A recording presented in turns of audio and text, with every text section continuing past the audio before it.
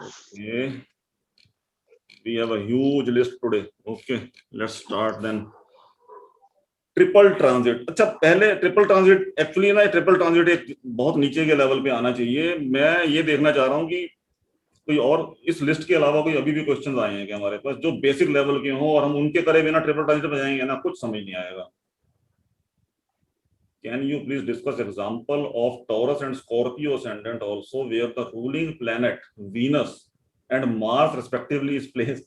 Taurus and Scorpio ये इतना tricky है ना नीलेश, यहाँ पे क्लासिकल जिसने पढ़ी है वो बहुत कंफ्यूज होता है और बहुत कॉन्ट्राडिक्ट करता है, बहुत बहस करता है। How will Venus and Mars affect in this case? अब होता क्या है कि टॉरस असेंडेंट है, स्कॉर्पियो असेंडेंट है। टॉरस का लॉर्ड कौन है? Let's open that chart only तभी। Sir if possible kindly give the example. Example ले लो, एग्जांपल ले लो। Yes yes, I am just moving toward the example. Confusion है sir. Yes yes yes, let's see. Scorpio में बहुत confusion है। ये स्कॉर्पियो टॉरस जो है ना, सिस्टम अप्रोच में आने के बाद क्लासिकल वाले इतना कंफ्यूज होते हैं। अब मैं सीधा सीधा यहीं से कर लूंगा इसको। टॉरस असेंडेंट ले लिया मैंने। अब क्वेश्चन क्या है नीलेश जी, इन्होंने क्या पूछा है हमसे?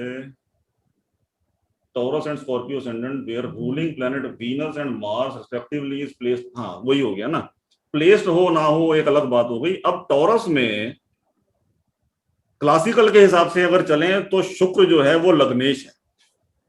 सिस्टम अप्रोच के हिसाब से चलें तो मूल त्रिकोण वीनस का छठे में पड़ रहा है, तो हम तो वीनस को अनफेवरेबल मानेंगे। क्लासिकल वाला कहेगा वो तो लग्नेश है, इनको तो हीरा पहनना चाहिए।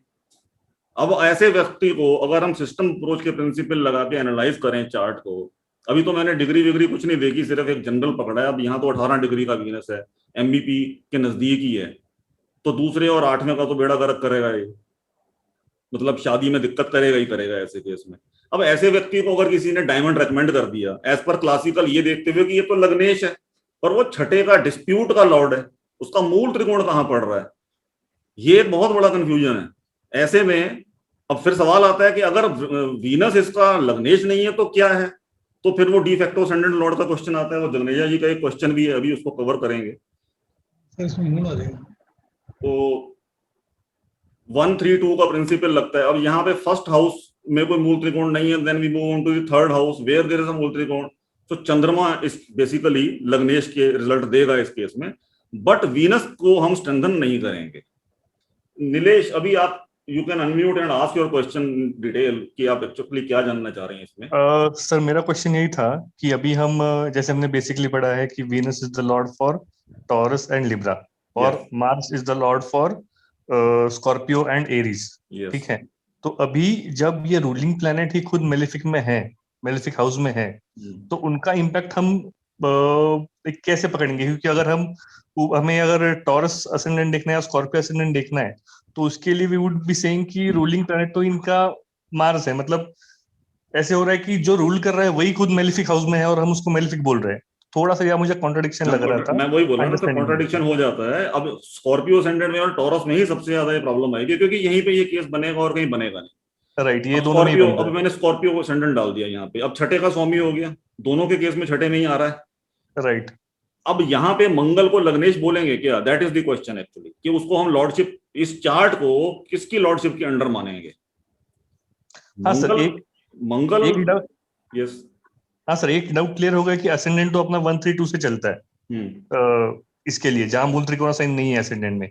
लेकिन फिर जो हम रूलिंग प्लैनेट की बात करते हैं बेसिक में, वो यहाँ पर कैसे अप्लाई होगी? Ruling planet, when you say, what do you actually mean by that? By ruling planet I mean अभी एरीज का रूलिंग प्लैनेट इज मार्स, और रूलर को ही हम मेलेफिक यहाँ पर बोलेंगे, तो उसका इम्पैक्ट कैसे एनालाइज करेंगे हम? देखो, उसके लिए सबसे पहले तो आप स्कॉर्पियो साइन की सिग्निफिकेशंस पकड़ेंगे। ओके भाई, किसी रीजन से तो निकालना हो ना, रूलिंग प्लैनेट क्यों देखना चाह रहे हैं, पर्सनैलिटी देखनी है, लगन पे इंपैक्ट देखना है। लगन में साइन तो स्कॉर्पियो राइज हो गया, तो स्कॉर्पियो साइन की सिग्निफिकेशन सबसे पहले। दूसरी, वहां पे प्लेसमेंट किसकी है, वहां पे एस्पेक्ट किसका है? मंगल लॉर्ड है उसका, बट उसका प्राइम हाउस तो छठे में चला गया, that will afflict other houses. Mangal उस केस में प्रॉब्लम देगा अगर वो किसी प्लेनेट के या हाउस के नजदीक है।